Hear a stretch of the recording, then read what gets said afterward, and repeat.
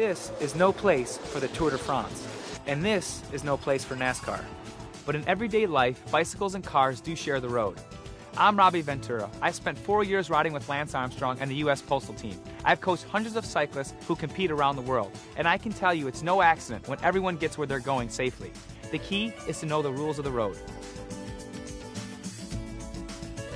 For example, cyclists have a right to be on the street, and people in cars have an obligation to watch out for them.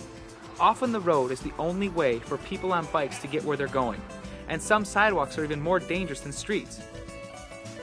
Finally, some communities allow kids to ride on the sidewalk, but it may be illegal for adults. When cyclists are on the road, they're supposed to obey all traffic laws, signs, and signals, always riding in the same direction as cars in their lane.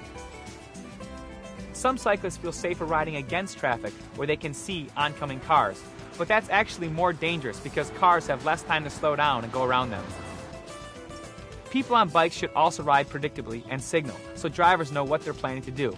Cyclists turning right may do this, or this. Here's what a left turn signal looks like, and if you see this, expect the cyclist to slow down or stop. Whether you're riding or driving, it's also important to know your place on the road. Bicycles should stay as far to the right as practical, but they may have to ride farther out into the lane if there's broken glass, rocks, and other debris by the curb or on the shoulder. People on bikes also ride farther into the lane on narrow roads to keep cars from passing too closely, or they might be moving across the lane getting ready to turn left. Like drivers, cyclists are supposed to use designated lanes if they're planning to turn. Whether you're in a car or on a bike, you should also use extra caution in key situations or danger zones. Take passing, for example. When going around a cyclist, a driver should allow at least 3 feet between the vehicle and the bike. More is better, especially for a cyclist going up a hill or on a high-speed road where fast-moving vehicles can generate strong air currents. On a narrow road, you might have to move into the next lane to pass safely, and that can mean waiting a few seconds for oncoming traffic to clear.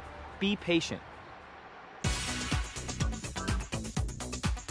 Turning can also put you in a danger zone. Say you're in a car planning to make a right turn, but there's a cyclist to your right or riding behind you. People are often tempted to speed up, get ahead of the bike, and make that turn, but doing so could cause a crash. If there's any chance you're going to block the path of a bike on the road or a parallel bike path, wait for the cyclist to pass before turning. How much time do you lose by slowing down and playing it safe? As you can see, it's only a matter of seconds. And when you're turning or changing lanes, don't forget about your blind spots. After checking your mirrors, always look quickly to your right or left. Another major risk is a car turning left into the path of an oncoming bike. In these situations, drivers may misjudge the speed and distance of cyclists or fail to see them.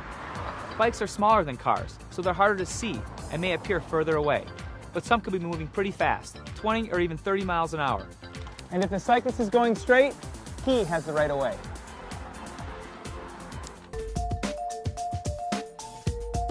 Bike paths or sidewalks that run parallel with the road may seem like fairly safe places, but these too can be danger zones. A driver making a turn might be focused on the road and not see a cyclist traveling on the sidewalk or path until the last minute. Someone riding on a sidewalk or path in the opposite direction of a driver is even less likely to be seen. So in these situations, drivers should be extra careful, checking the sidewalk or path for cyclists or pedestrians. People on bikes should ride defensively. Watch for motorists making a turn and be prepared to stop. Another danger zone involves driveways or alleys. Drivers and cyclists often cruise right into the street, pulling out of a driveway or alley, looking for cars in the middle of the lane, but not for bikes or pedestrians on the sidewalk or on the right side of the road. And if you're only looking to your left for oncoming traffic, you won't see a cyclist coming from the other direction. You have to remind yourself every time to take it slow and look both ways before entering the road. Cyclists riding along parked cars are in another danger zone because drivers and passengers sometimes open doors. Whoa! This happens so often, cyclists actually have a name for it, being doored. So if you're getting out of a parked car, always look over your shoulder to make sure no cyclists are coming. And cyclists may want to ride farther into the lane. One final danger zone is right behind the wheel or handlebars. You're blocking the road. I'm trying to get by here. You have to give me room. You have to wait a second. When you're on the road, conflicts can occur, and it's tempting to express yourself, but getting angry, hostile, or abusive doesn't help. And it can take you to places you never intended to go. Aggressive behavior can lead to criminal charges. Revving your engine, blasting your horn, yelling, or pounding on a vehicle can result in legal action against drivers or cyclists. The best advice for anyone on the road is to stay calm, exercise caution, be patient and courteous.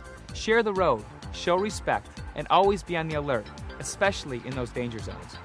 When passing a cyclist, leave at least 3 feet between car and bicycle. More is better. Be patient when passing and when turning right. If there's any chance you'll block a bike in your lane, on the sidewalk or side path, slow down and wait for the cyclist to pass. If you're making a left, remember that oncoming cars and bikes have the right-of-way, and that bicycles may be moving faster than you think. Don't forget to check your blind spots and to signal whenever passing or turning. Be especially careful when leaving a driveway or alley. Check the street and sidewalk in both directions for cars, cyclists, and pedestrians. And look for bikes before getting out of a car that's parked in the street. Finally, keep in mind that you're not in a race where NASCAR meets the Tour de France. When you share the road, the reward is everyone gets where they're going safely.